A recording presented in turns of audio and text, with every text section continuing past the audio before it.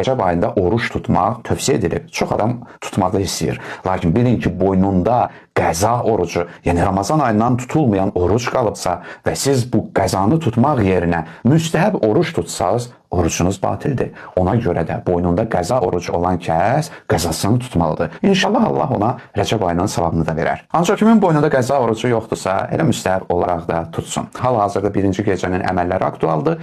Mən müxtəsər deyim. 1. Peyğəmbərdən nəql olunub ki, Rəcəb ayının hilalını gördükdə bu duanı oxuyardı. Skrini paylaşıram ərəbcəsi, oxunuşu və tərcüməsi. Həmçinin Həzrətdən nəql edilib ki, Rəcəb ayının hilalını gördükdə bu duanı oxuyardı. İkincisi, qusl etməkdir. Bu ayın əvvəli, ortası və sonu qusl almaq faydalıdır. Niyyəti necədir? Məsələn, Rəcəb ayının daxil olması yaxud birinci gecəsi üçün qusl alıram, qurbətən ilallah.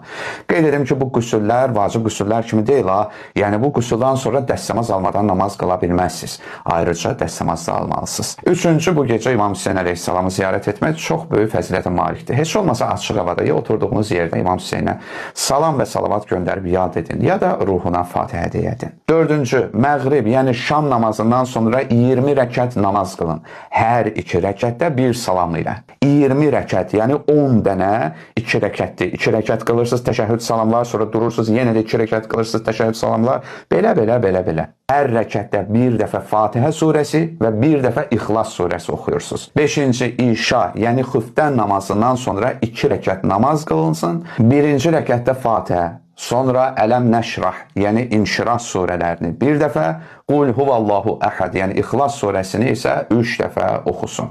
2-ci rəkətdə isə Fatihə, sonra Ələm Nəşrah, yəni İnşirah, sonra İxlas surəsi və Muavizəteyn, yəni Fələq və Nas surələri bir dəfə oxunsun. Namazın salamlarından sonra 30 dəfə La ilahə illallah zikrini etsin və 30 dəfə də salavat göndərsin. 6-cı, 30 rəkət namaz qılsın. 30 rəkət neçə dənə 2 rəkətdə namaz edir? 15. 15 dənə 2 qılacaqsınız. Hər 2 rəkət bir tane də təşəhhüd salam, sonra durub növbəti 2 rəkəti qılırsınız.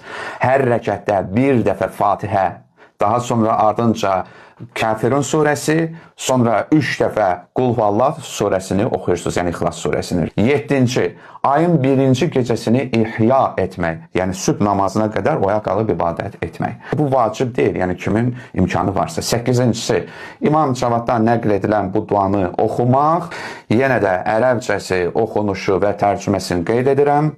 Bu duanı oxuduqdan sonradakı hacətlərini Allahdan istəsin. Bunlar Rəcəb ayının gecəsi. Üstəlik çalışın da ki, bu gecədə gecə namazını qılasınız.